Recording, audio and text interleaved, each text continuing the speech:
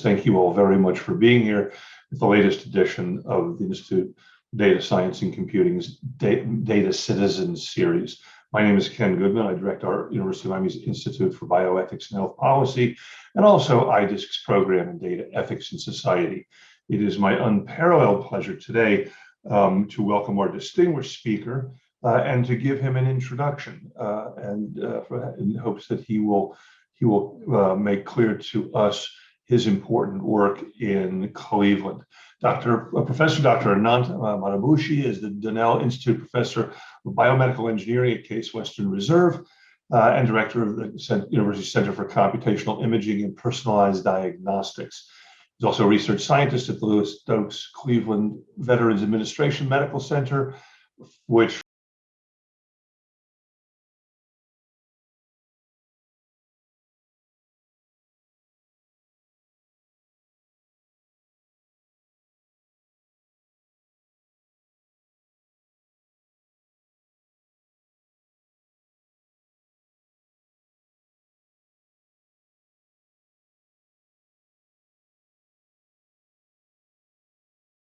Case Western.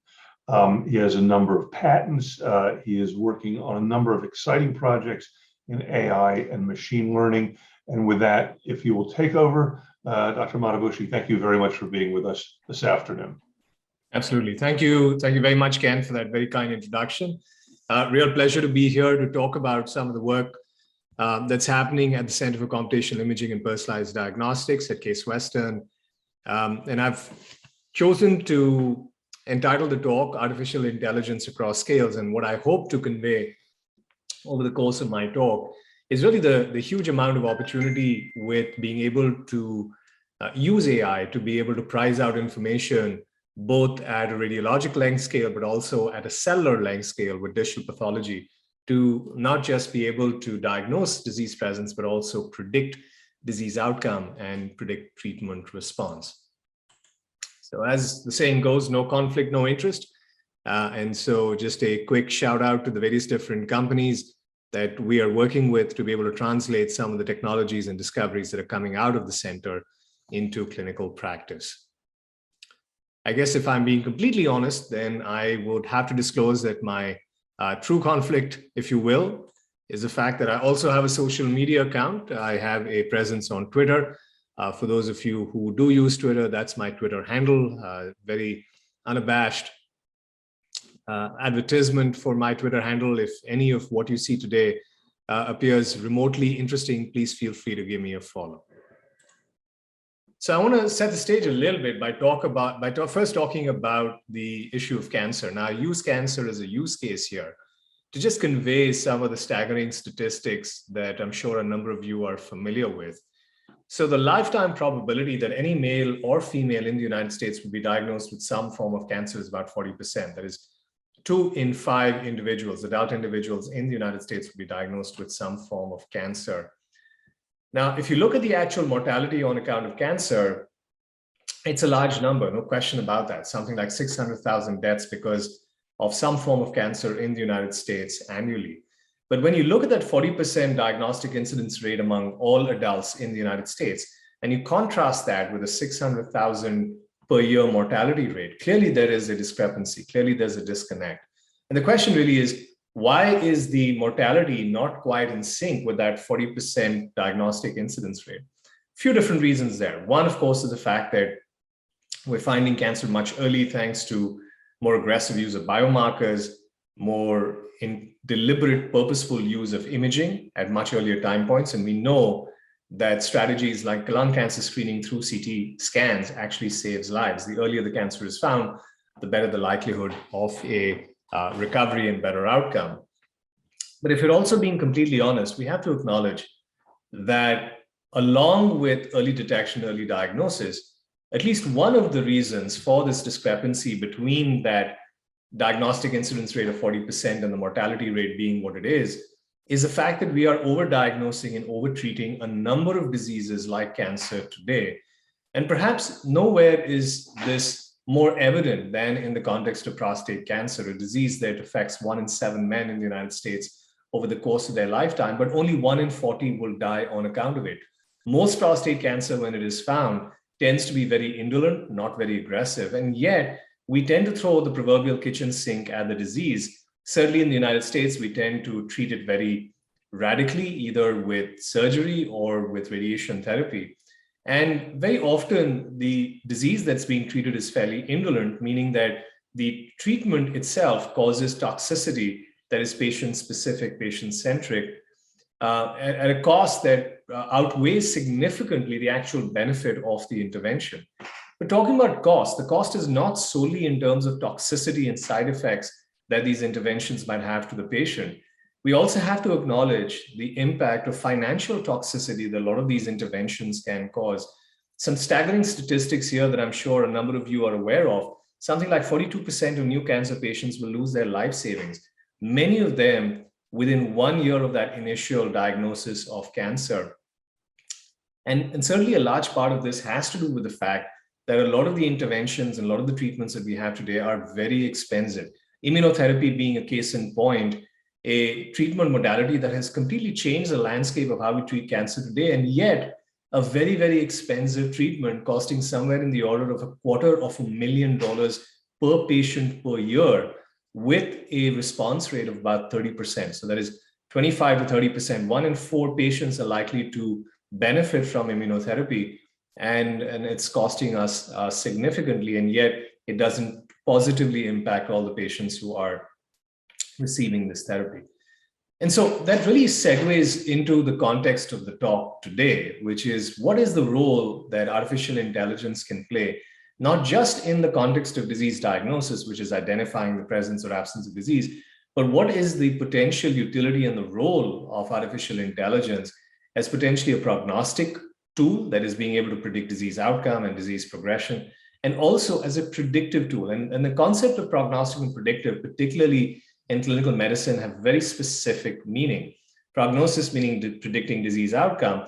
A predictive tool, on the other hand, very specifically means or implies a tool that is able to predict response to therapy or response to treatment.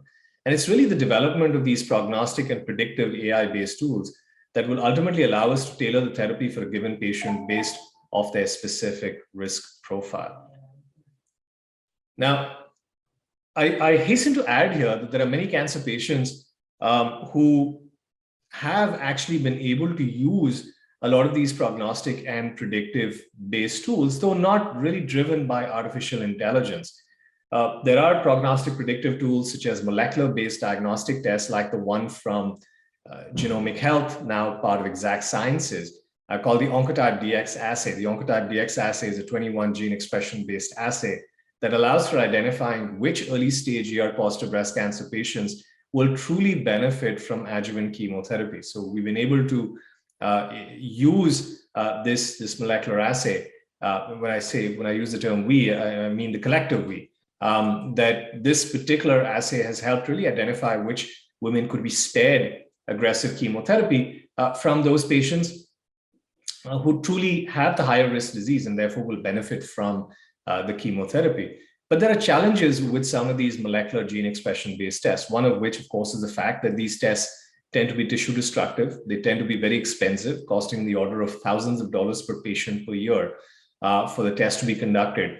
And also critically, these tests may not always be accurate because of the issue of intratumoral heterogeneity. We know that tumors tend to be very complex, very heterogeneous, and depending on where you do the sampling of the test for the molecular profiling of the test, it could result in a very different prediction of risk.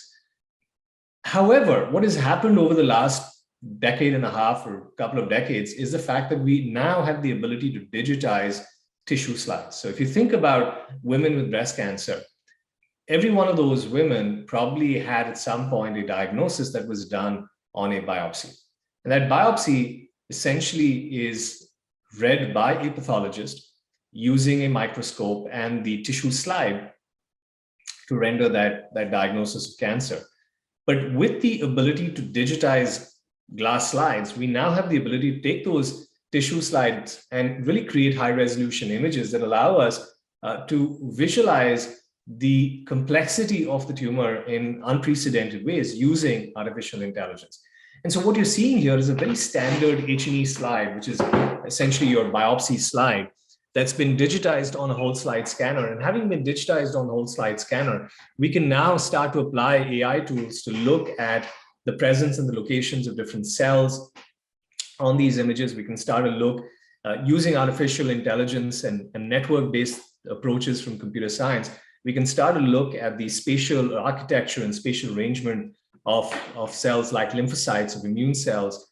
We can start to look at the heterogeneity and the complexity of the tissue appearance in different compartments, such as in the stroma, in the epithelium. And so we're able to convert this H&E slide into very high resolution quantitative digital measurements that now truly reflect the complexity of the morphology of the disease. But the beauty is we're not destroying any tissue. And with a completely digital based interrogation, we're able to come up with quantitative assessments of the complexity of the tumor milieu. And so about 14 years ago, working with Dr. Sridhar Ganesan, a breast oncologist at the Cancer Institute of New Jersey, we came up with the concept of the image-based risk score, or IBRIS. And the basic idea was to come up with a way of prognosticating outcome in breast cancer patients, but to do it in a relatively low-cost way and to do it in a way that was non-destructive of tissue.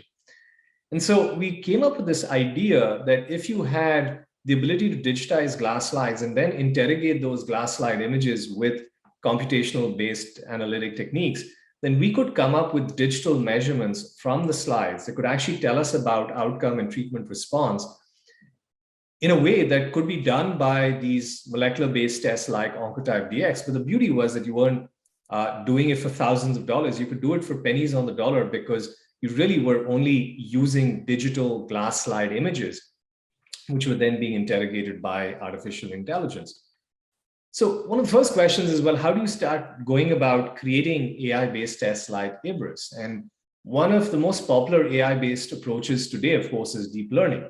And I'm sure that a number of you in the audience have heard about deep learning. Maybe many of you actually use deep learning. So I will not belabor the particular technical nuances of how these approaches work. But suffice it to say that these approaches largely are comprised of varieties of different architectures of neurons that are essentially compiled in a plurality of different ways. And essentially what happens is that you've got images that are labeled, or data that is labeled essentially the category of interest. So either you have, in this particular case, we were looking at cells in an image. So we were trying to identify whether something was a cell or not.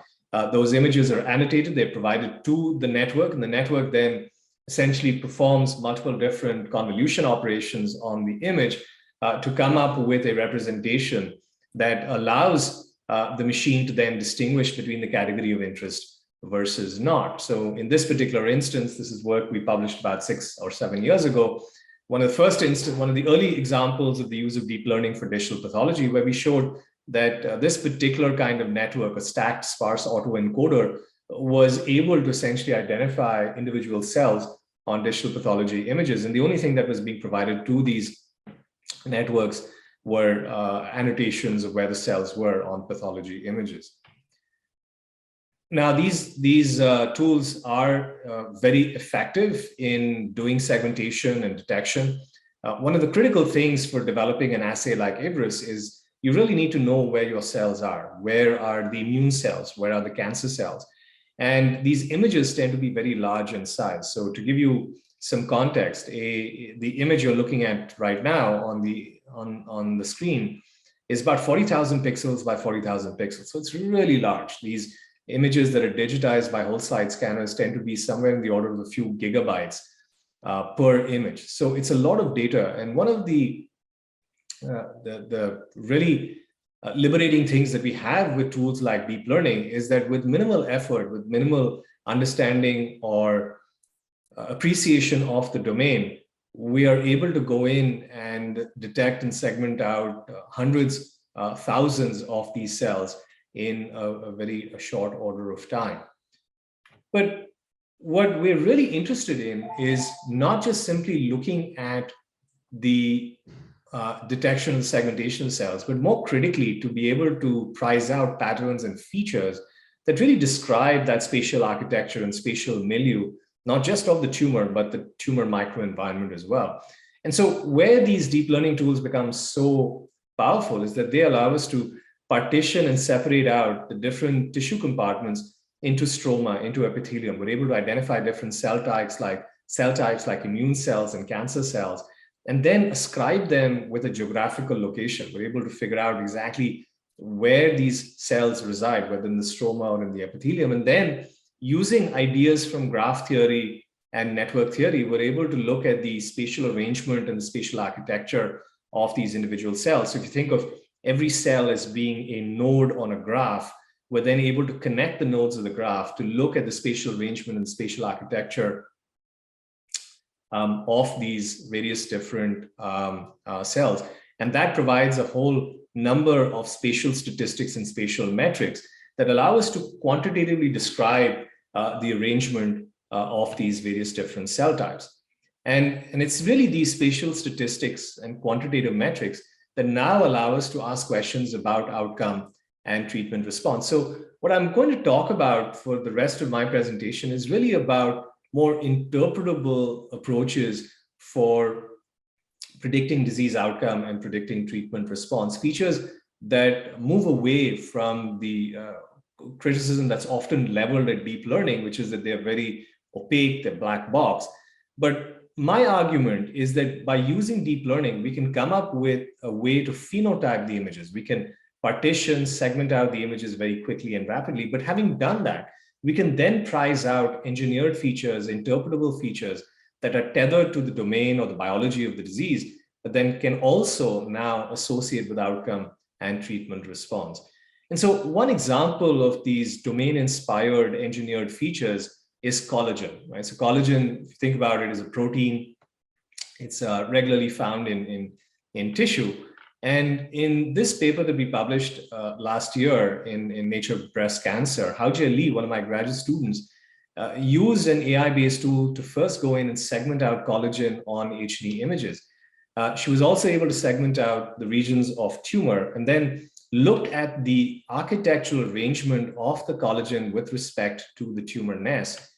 And what was really interesting was that when she looked at patients with poor survival, right, so short-term survival versus patients with long-term survival or patients who did well in the context of breast cancer, she actually found that in patients who did poorly, this is the left panel, the collagen fibers were all arranged in a more structured, ordered way with respect to each other. On the other hand, when you looked at patients who had better outcome, who had long-term survival, those patients tended to have a more haphazard, chaotic arrangement of the collagen fibers. And so borrowing the concept of entropy, right? So from you recall from your high school physics, the concept of entropy, of course, reflects the amount of order or disorder in the system. So she was able to ascribe quantitative metrics to describe the relative order or disorder of the collagen fibers. Essentially found that the entropy of the collagen fibers in patients with poor outcome tended to be quite low because the collagen fibers were more structured, but the entropy was quite high in patients who actually did better. And this actually makes sense when you think about it, because collagen has been implicated as the highway along which cancer cells often will hitch a ride. And if you think about cancer, what kills you in cancer is not the primary, it's often the metastasis, right? And by migrating on the collagen fibers and being able to move on to distant locations, the prognosis tends to be worse. The smoother the collagen, the smoother the highway, the easier it is to really get to distant locations, but more disordered or unstructured the highway, the more difficult it becomes to really hitch a ride and to migrate to distant locations. And so what we were able to show was that this collagen fiber entropy actually was strongly implicated in outcome for early stage breast cancer patients. Just looking at the entropy of these collagen fibers, we could distinguish on hundreds of breast cancer patients between patients who did well versus patients who did not. And all of this was done solely based on the biopsies of these breast cancer images. So really, for a very, very low cost, we could correctly, accurately prognosticate their outcome, but we could also do it in a more interpretable manner. Now, it's not just collagen. There are a number of other features that actually are implicated in outcome. This is just another example from some work that's currently under review, where we've looked at using these AI approaches to look at the variance in the appearance of nuclei on breast cancer images. We've looked at the number of tubules and the number of mitotic figures, all of which are features routinely used by breast pathologists in grading of breast cancers. And we know that breast cancer grade is highly associated with outcome. The challenge is that breast pathologists very often will disagree in terms of what high grade and low grade and intermediate grade is. But when you've got a more quantitative, reproducible way of assessing these different hallmarks of these different attributes, now we've got a more reproducible way of prognosticating outcome. And so a lot of data here, and I won't bore you with all of it, but suffice it to say that this approach with combining these AI-derived features that mimic what the pathologists are doing, we were able to prognosticate outcome both in early stage breast cancer as well as in later stage breast cancer. But critically, we were able to demonstrate that these features were associated with outcome across a plurality of sites, not just in Cleveland, but across completed clinical trial data sets going back 30 years, as well as patients from the Tata Memorial Cancer Center in India. So really, you could see that this approach could really have a global impact because it could allow for prognosticating outcome based on that digital biopsy image that could be uploaded to the cloud, could be analyzed, and could essentially provide a risk score to a physician wherever she or he might be located in the world. But it's not just invasive breast cancer. One of the other areas that we've been applying this kind of technology to is in the context of DCIS, or ductal carcinoma in situ, commonly referred to as stage 0 breast cancer. And in the context of stage 0 breast cancer, the big question is trying to figure out whether these patients are going to have a progression of the disease to invasive ductal cancer versus those patients who are not. And if the likelihood is high that these patients are going to progress, then you really want to give them aggressive therapy from the get-go. So the big clinical conundrum is figuring out which of these DCIS should receive radiation and surgery, or rather surgery and radiation, versus those patients who will benefit from surgery alone. And so what we were able to demonstrate by looking at features relating to the shape of the individual cells, as well as the orientation, as well as the texture appearance of the cells, that we could actually distinguish between those DCIS that were likely to progress on to invasive ductal carcinoma versus those that were likely to not progress. So we could essentially now help identify those DCIS that needed the radiation therapy, versus the ones that could be spared the radiation therapy. One of the other things we've also been very passionate about and very deliberately, purposefully looking at is this concept of differences in the appearance of the disease across different populations. We've heard very often about health disparities, about AI being biased. And so we've been really trying to look at how AI could be developed in ways that potentially make it less biased, but also potentially could have an impact on health disparities. We know, for instance, that certain populations tend to have a higher affinity for certain cancers. We know that in African-American women and South Asian women, there is a higher incidence of triple negative breast cancer, which tends to be way more aggressive, one of the most aggressive forms of breast cancer, and much higher incidence rates compared to say, Caucasian American women. Now, health disparity is a very complex issue.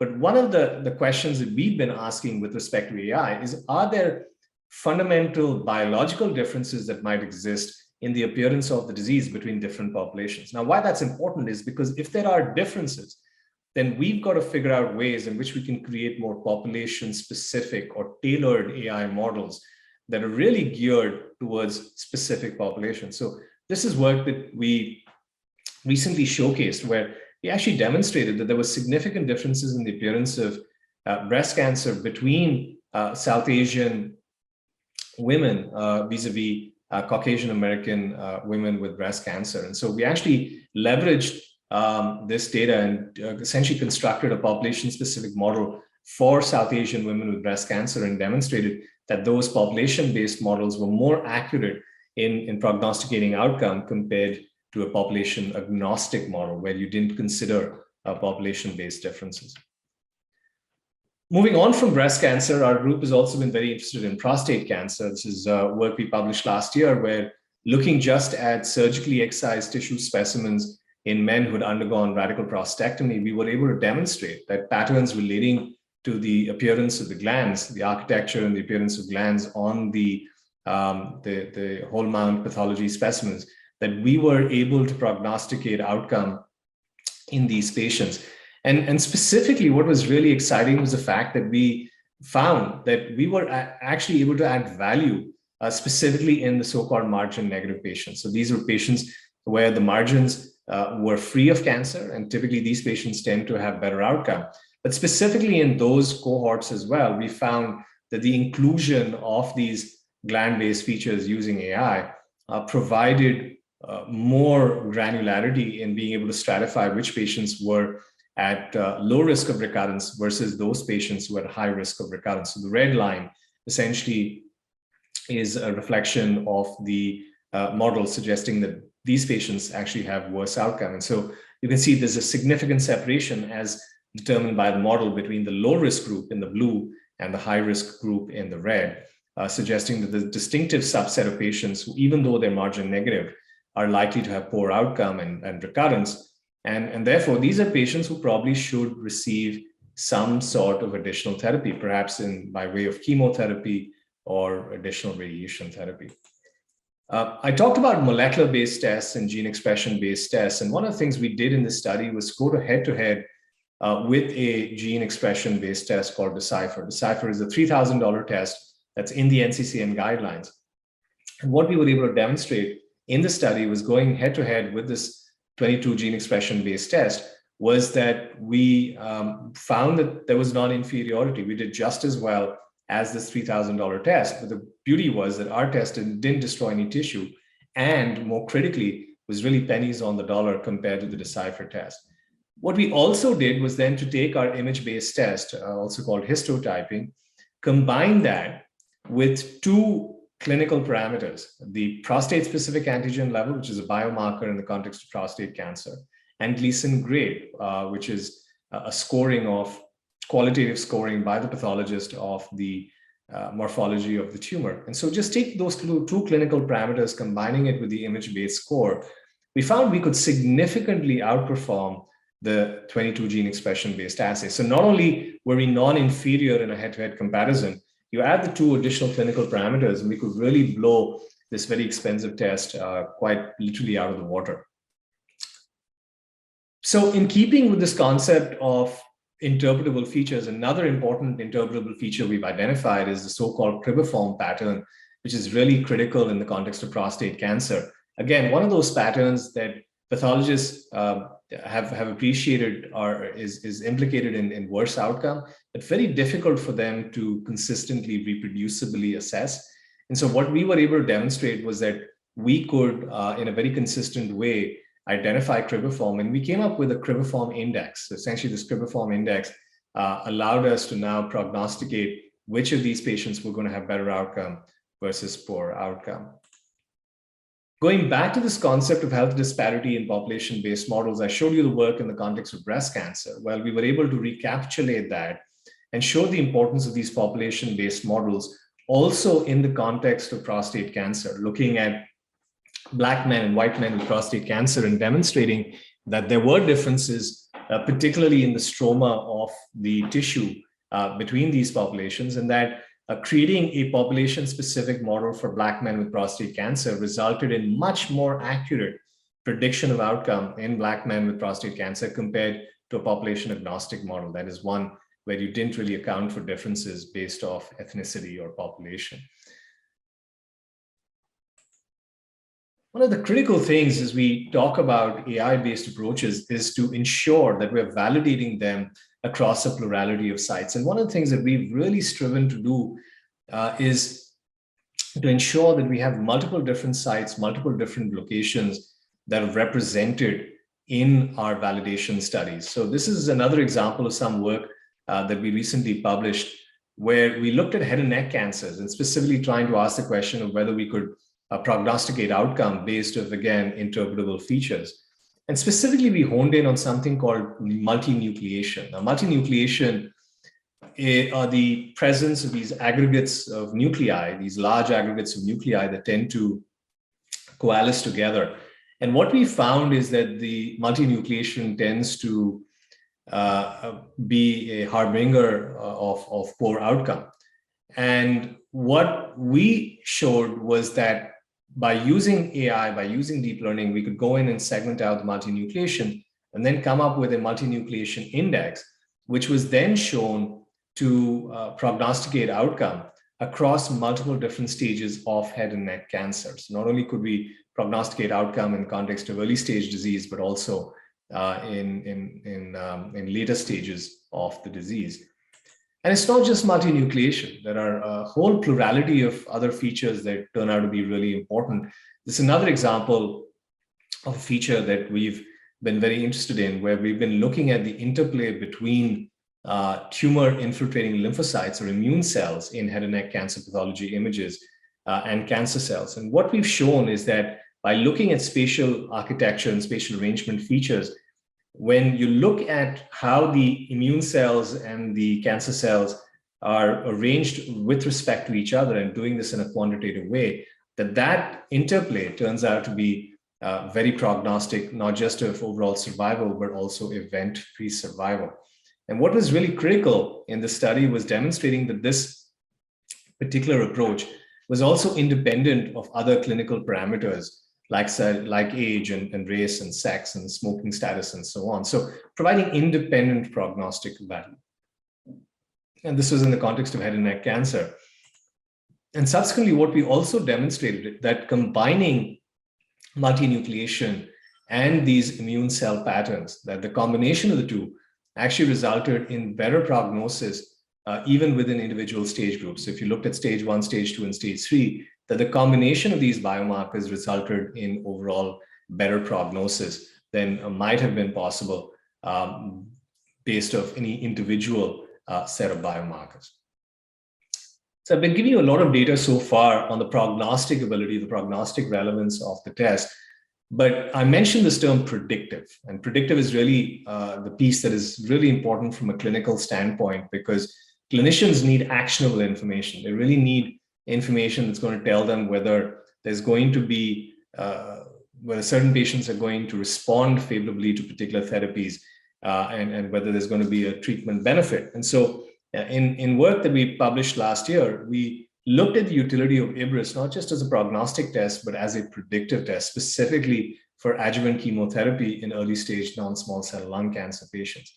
So specifically what happens is that in early stage non-small cell lung cancer patients, like in early stage breast cancer, the issue is, should these patients just get surgery, or should these patients get surgery plus chemotherapy? But again, not everybody needs chemotherapy. A lot of patients will benefit just from surgery alone. And so we did a study where, looking at just the pathology images, we were able to come up with a way of not just identifying overall outcome in these patients, but specifically which patients stood to gain from the inclusion of chemotherapy over and above surgery.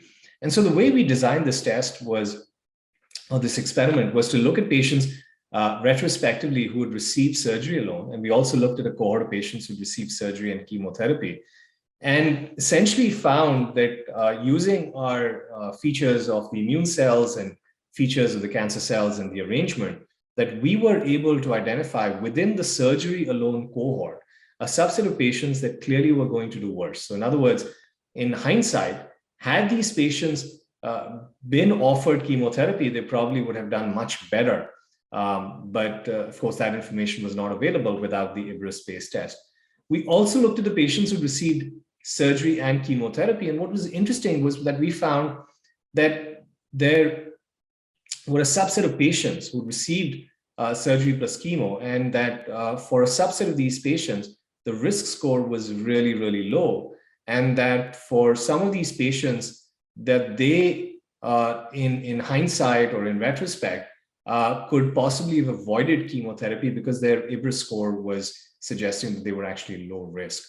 So this is really critical, like I said, because now we're providing clinically actionable information to the clinician.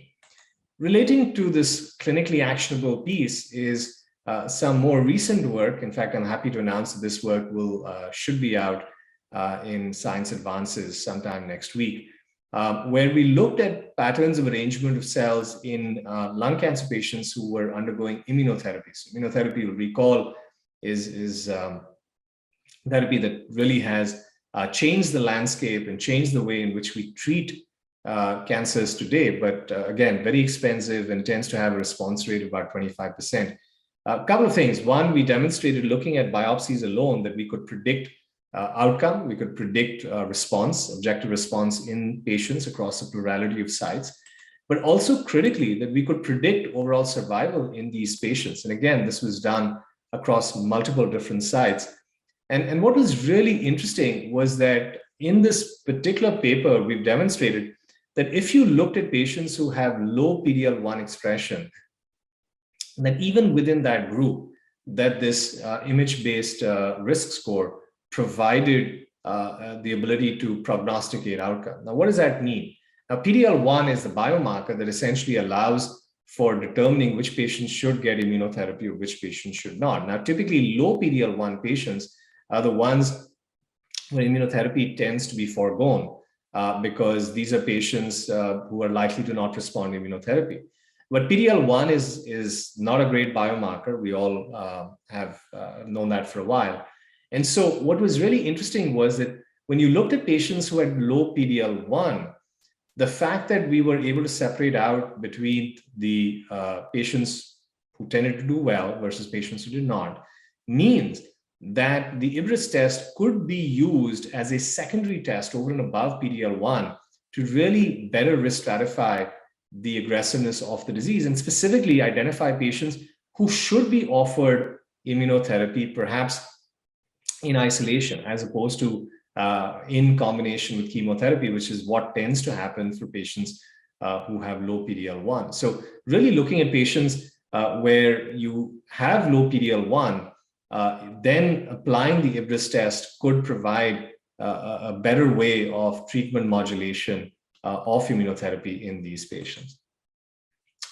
So that was work in the context of lung cancer. We've also demonstrated the utility of these features in the context of gynecologic cancers. This is in a combination of endometrial, cervical, and ovarian cancers, and this was just published just a couple of months ago, showing that we could predict response to immunotherapy across these gynecologic cancers.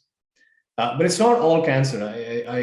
Even though the majority of the work I've talked about today is in the context of cancer, it's important to understand that there are implications of these kinds of interpretable approaches where you can look at the architecture and the arrangement and the interplay of different cell types in other indications, like in the context of cardiology.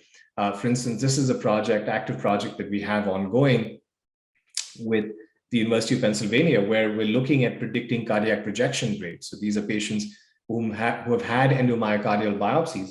And in these patients, we've been using these AI-based approaches to look at the patterns of arrangement of lymphocytes, and specifically been able to look at the spatial architecture and the spatial arrangement of the lymphocytes in order to be able to distinguish which patients are at high risk of cardiac transplant rejection versus those patients who are at much lower risk of transplant rejection. That's really important because a number of patients do get cardiac transplant or heart transplants annually, but a number of them may not have a sort of favorable outcome because there's a rejection of the implanted heart. And so being able to identify that upfront and early becomes really critical, really important. So far, I've really been talking about the work we've been doing on pathology, but in parallel, our group's also been very interested in looking at routine radiologic images or medical imaging data to be able to prize out subtle patterns that could tell us much more than is visually appreciable on these scans. One of the problems our group has been looking at is in the area of glioblastoma multiforme, a very aggressive kind of brain tumor where after these tumors are treated with chemotherapy and radiation, and they come back for a follow-up MRI scan, it becomes very difficult to really distinguish what is the effect of chemotherapy radiation, also called radiation necrosis, which is completely benign, from a recurrence of the tumor. And because it becomes very difficult to distinguish tumor recurrence from radiation necrosis, very often an intracranial biopsy is often called for. And this is an invasive process that involves essentially inserting a needle into the skull and essentially some tissue. And this is invasive, this is expensive. But our group came up with an approach called collage, which is a new way of interrogating these images. Essentially, again, I'll spare the math here, but what we essentially found was that if at every pixel, if you think about it, every pixel is surrounded, at least in 2 dimensions, by 8 other pixels. And so at every center pixel, one can compute the orientation or derivative with respect to all these other pixels around it. And what we're then able to do is to compute the relative orientation or the dominant orientation at every pixel. And so these arrows represent the orientation of the dominant edges. And again, borrowing the concept of entropy, we were able to look at how chaotically arranged these vectors are, these edge vectors are. And it turns out that in one of these panels, the heterogeneity is quite high, as evidenced by the red and the overexpression of the entropy. On the other hand, if you look at some of the other images, you can clearly appreciate that the entropy is quite low, the heterogeneity is quite low. And so it turns out that when you see high entropy, it's essentially evidence of tumor recurrence. On the other hand, if you see radiation, if you see low entropy, that's really evidence of radiation necrosis, which of course is benign. So in other work that we published a couple of years ago, we were looking at the problem of distinguishing on CT scans between adenocarcinomas and granulomas. So adenocarcinomas are malignant, granulomas are benign. And the question we were asking was, could we look at these collage patterns on a CT scan and distinguish between these 2 presentations? They look very similar to the naked eye on a CT scan. And what was really interesting was that we found that by looking at these collage patterns, these entropy patterns, not just within the nodule, but outside the nodule, in that perinodular region, that there were clear differences between what was malignant and what was benign. And this was a real aha moment, because radiologists have never really looked at regions outside the tumor. They tend to look at the tumor. And so the fact that there was a lot of stuff that the AI was picking up outside the tumor was further evidence that there are subtle subvisual patterns that can be appreciated by the machine that may be too subtle for the human observer to pick up. And so you can see here clearly in the case of cancers, much higher entropy that is evidenced outside the nodule compared to the benign granulomas. And it's not just in the context of lung cancer. You can see this in the context of prostate cancer as well, where looking outside the tumor on an MRI scan, we could distinguish between more aggressive prostate cancer versus less aggressive or lower risk prostate cancer. Again, you can clearly appreciate that the entropy values are significantly lower outside the tumor compared to the high risk lesions. In further work, we also looked at the patterns on the MRI as extracted through these collage operators, both within the tumor and also outside the tumor. And we also, like we did on the pathology, but this time of the MRI, we looked at the association with the molecular-based test, that is the Decipher test, and showed that there was a strong association between the risk categories developed or predicted by the Decipher or the molecular-based test vis-a-vis the imaging AI-based risk categories. And the fact that there was a really good concordance, again, suggests there's a lot of importance that's in these routinely acquired clinical images. It can really provide a great deal of information over and above what may be discernible solely based off just the MRI scans alone, just based off the molecular-based tests alone. Further evidence of the utility of these peritumoral features with the collage operator. This is in the context of CT scans of oropharyngeal squamous cell carcinomas. We showed that these patterns allowed us to really distinguish between HPV positive and HPV negative oropharyngeal cancers, but more critically, that we were also able to predict outcome. in these HPV-associated oropharyngeal cancers. Looking at breast cancers and on an MRI scan, again, looking outside the tumor on a baseline MRI, in advance of therapy, we were able to identify which patients were likely to respond to neoadjuvant chemotherapy versus patients who were not going to respond to chemotherapy. We could predict pathologic complete response. So these are patients who get chemotherapy followed by surgery. And off the surgical specimen, the features from a baseline MRI scan were able to predict the extent of pathologic complete response in these breast cancer patients. Some more examples here. This is some more work that we published recently in the context of small cell lung cancer. Small cell lung cancer tends to be much rarer compared to non-small cell lung cancer. It's more aggressive, more difficult to treat. And here we showed, again, looking at CT scans of these patients before they get chemotherapy, that we were not only able to predict outcome, we were also able to predict response to chemotherapy in small cell lung cancer patients. We talked about immunotherapy before and showing that the features of biopsy images could predict outcome and could predict response. We demonstrated that looking at these entropy patterns of the tumor and the associated perinodular, peritumoral regions, that we were able to predict outcome and response in lung cancer patients treated with immunotherapy. And we were able to do this across multiple different sites and, in fact, across multiple different immunotherapy drugs. So we were able to look at multiple different agents that these patients were treated with and demonstrated that across these different agents, that the radiomics was able to predict outcome, predict response. In a more recent study, we looked specifically in the context of stage 3 lung cancer patients and demonstrated that in these patients who had received chemotherapy radiation followed by durvalumab, which is another immunotherapy agent from AstraZeneca, that we were able to clearly distinguish patients who were going to do well from those patients who were not going to do well. And just like we did with the pathology, we again found that if you looked in the low PD-L1 groups and the high PD-L1 groups, even there, we were able to see very clear separation between patients who did well and patients who did not do well. My point being that, again, this is a further evidence that these approaches could work and could fit into the clinical rubric and really provide clinically actionable information to help modulate treatment strategies for these patients. And the beauty is we're doing this just off routinely acquired clinical imaging data.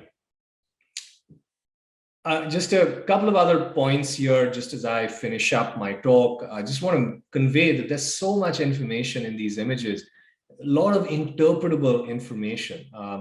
This work, what you're seeing here, came about of a hypothesis, a conversation that I had with Ash Tiwari, who's currently chair of urology at Mount Sinai. And Ash and I were talking about how in aggressive prostate cancer, there's a bulge that you see in the capsule of the prostate.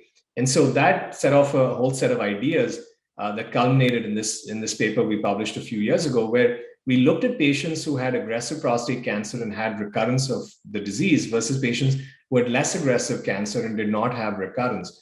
And we created population-based models for the more aggressive and the less aggressive prostate cancer. And when we looked at a difference of those atlases or those population-based models, we found there were significant differences in the distension of the capsule and the transitional zone between these two populations.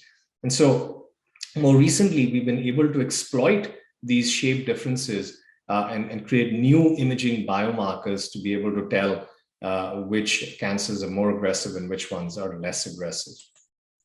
And there's just so much more information. Another case in point is some of the work we're doing around the tumor-associated vasculature. So if you think of the tumor, every one of these tumors has a complex vasculature associated with it. On an MRI scan, we can segment out and identify and delineate the vasculature. And what we've demonstrated is in patients who are receiving chemotherapy and those patients who do respond to chemotherapy and those patients who don't, that the complexity of the vasculature is quite different. In patients who tend to have a complete response to chemotherapy, but the tumor goes away, the vasculature tends to be very smooth. In patients who don't have a complete response to chemotherapy, the vasculature is very twisted, very convoluted, suggesting that there really is an impediment to the uptake of the drug by the vasculature and into the tumor. And so again, not looking at the tumor at all, but the tumor-associated vasculature provides some really important clues about how these patients might be treated. And the same is true in the context of patients receiving immunotherapy. You find that patients who tend to not respond have a very complex, twisted vasculature. Patients where there is a favorable response tend to have much smoother, less complex vasculature. And then finally, to conclude, I've talked about our work in radiology, I've talked about our work in pathology. And there are many, many examples, many cases where the combination of information can be more powerful compared to any single channel of information. And this is something that we're working on very aggressively, where in the context of lung cancer patients, where you want to know whether they get chemotherapy or not, you have access to the CT scans, one will have access to the pathology. And so we're looking at combining radiomic features from CT and pathology features from the biopsies, combining them and demonstrating that the combination results in better outcome prediction compared to just the radiology-related features or the pathology-related features. And not just in the context of non-small cell lung cancer, we've demonstrated this in the context of small cell lung cancer, and also in the context of head and neck cancer. So with that, let me conclude. So hopefully what I've conveyed is that computational analytics with routine imaging can help address questions in precision medicine. I think the low-cost aspect of the technology suggests that there's a real potential for global impact, especially in low and middle income countries. And then, of course, the additional fringe benefit for these kinds of tools is the interpretability. And interpretability, particularly when it comes to driving tools for treatment modulation, becomes very important. And so having that intuitive basis for the AI is going to be very critical in driving clinical adoption. Just a quick shout out to the amazing team of scientists, students, faculty, and staff that I have the pleasure and honor of working with on a daily basis. And of course, you always have to acknowledge the funding groups, the various funding agencies that put the proverbial food on the table. Thank you very much. Thank you very much. The privilege today has been ours, though. Thank you for that. And I think in terms of reaching out to you, you prefer people use your Twitter handle. Is that right? Sure. Or my case email is anantm@case.edu. So please feel free to send me email if you're not on Twitter. That's fine as well. Thanks very much. So we do have time for a few questions. One of them has already been submitted. Has to do with in radiomics about the I think like thermodynamics in medicine and biology to arouse us from our slumbers. Could you talk more about how you measure, calculate entropy? Yeah, sure. So the concept of entropy is, well, I mean, I don't know if I can recite the exact formula, but basically the idea is using joint statistics or second order statistics, you can create what are called confusion matrices or co-occurrence matrices. So essentially the idea is you're looking at trying to understand with respect to those orientations, how often do those orientations tend to occur together and how often are those orientations pointing in the same direction. And that's essentially used to plot what is called a co-occurrence matrix. And the entropy is one of the features that can then be calculated from this co-occurrence matrix. If you look at the classic paper by Robert Harlick from the early 70s around co-occurrence statistics and co-occurrence texture, it's essentially that set of equations. The only difference being that we're actually creating these co-occurrence matrices differently, while the original Harlick paper focused on joint statistics of intensities, image intensities, we're looking at joint statistics of orientations. Thank you very much for that. So Professor Sinarama says, can you, thank you for a great talk. Can you elaborate a bit more about the health disparities work that you referred to? Basically, is training of the modules in different populations or something else? Yes. Yeah, no, great point. Yeah, so one of the things that we've come to recognize is that there are different populations, there are clearly molecular alterations in different populations, and these molecular alterations manifest, the phenotype, the image phenotype also tends to be different, but essentially visually it becomes very difficult to price out what these phenotypic differences might be. And so we essentially started this work about 4 or 5 years ago, where we started to try to understand with the AI whether there were subtle phenotypic differences that we might be able to prize out across different populations for a variety of different diseases. And I showed you some examples with breast cancer as well as prostate cancer, but we continue to find further evidence in other areas as well. Endometrial cancer is another case in point where I think it was in 2021 at the ASCO meeting, we demonstrated that even with endometrial cancers, there were differences in the morphology of cells in the stroma between Black women with endometrial cancer and white women with endometrial cancer. I think what we're recognizing is that for too long, we've had these risk calculators and these algorithms that have been applied in a sort of homogeneous way across different populations without really appreciating the subtle differences across populations. And we've really done a disservice, I think, to underrepresented groups and minority populations that may not have been represented in the development of these original risk calculators. And so we've been very intentional in going and trying to understand, well, are there differences? And if there are differences, what we need to do is then account for those differences and create more population-specific tailored models. And that's really been the approach. And like I said, we've looked at it in the context of breast cancer, prostate cancer, endometrial cancer as well. And we continue to look to try to understand whether these differences exist across other diseases as well. So speaking of questions of scale then, one could imagine your work being pressed into service at ever finer granularity, at different population subgroups or subgroups. I mean, how precise can precision be suggests that approach might actually bear fruit if it scales across different kinds of populations, including smaller populations. Right. Of course, there is a trade-off, right? So, as you start to get more and more granular, you also need to have sufficient populations to be able, or sufficient numbers to be able to stand up and train your AI and then validate your AI. But it is an intriguing population. I mean, I can tell you that we have one particular project. We're looking at Ashkenazi Jewish men and trying to understand whether there are differences in the appearance of prostate cancer in that particular population. And of course, that's a relatively homogeneous population, and nobody's really asked this question. So it's an intriguing question. We're looking at that. But I think that the interesting thing for me is that it may or may not turn out that there are always a difference, but I think we almost have a responsibility to explore and figure out with our AI whether there are differences. And if there are indeed differences and that can be validated, then it sort of sets a stage for creating these more population-specific models.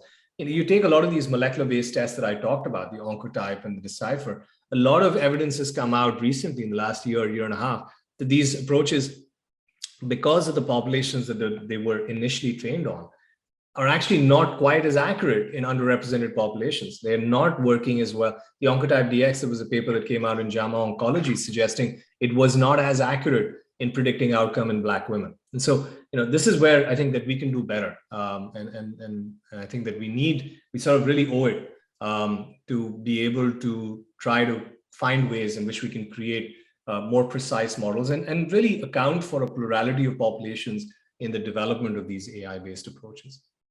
Thank you so much. There's nothing like running out of time to have the questions start pouring in. If you'll be so kind just to answer one more, and then Sure. we will liberate you. Has there been any approach to determine the effects of comorbidities and the predictive outcomes using AI in prostate cancer, in particular diabetes? Yeah, it's a great question. So comorbidities, I think that's we're looking at trying to understand that. I mean, there's one particular instance I can tell you is work we are doing with the CRIC study. This is in Cleveland, where we've been looking at the application of AI on cardiac ultrasound images. These are patients who've been longitudinally followed for a very long time. They all have chronic kidney disease. And in all of these patients, there is a risk that at some future point, they will have a cardiac event. Now, it's patients with kidney disease, but the risk is, are they going to have a cardiovascular event at some stage? And so we've been applying the AI-based approaches in the context of these cardiac ultrasound images in these CKD patients to try to predict outcome. And I think that's there is a big opportunity there.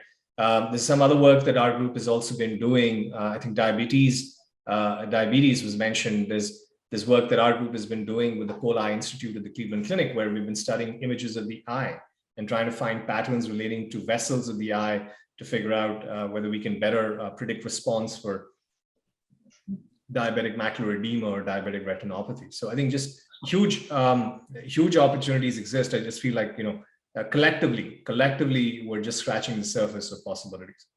Oh, that's super. I lied, by the way. Dr. Bookman asked a really good question. I want to trick you into answering one more. If you can see it for the collagen analysis, what's your thinking about the timeline of development of these collagen patterns? Are you comparing at similar points of collagen formation, given that it's hard, if not impossible, to know time zero for all the samples? Yeah, it's a great question. Yeah. So that is definitely one of the confounders there that we have not been able to account for. But the question we're asking is, if you look at early stage breast cancer patients, right? And all we have here is access to the biopsies, of the images of the biopsies. The question is that we're trying to understand what is the interplay between the collagen orientation with respect to the tumor. So there's some impact clearly that the tumor has on the orientation, the architecture of the collagen. We're not specifically looking at the amount of collagen.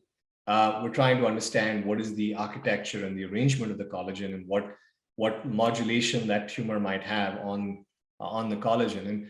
And we, I guess the way we accounted for your question around time zero is that we were looking at early stage disease, and all of these women had early stage breast cancer. And so what was controlled was the fact that there was early stage disease, and all of these women, they were all lymph node negative.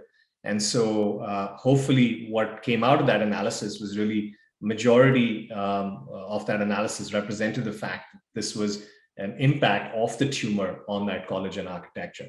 But that's a valid point. I mean, one can never truly know without really looking at this perhaps in a more controlled environment, perhaps in the context of preclinical models. Thank you so much for that.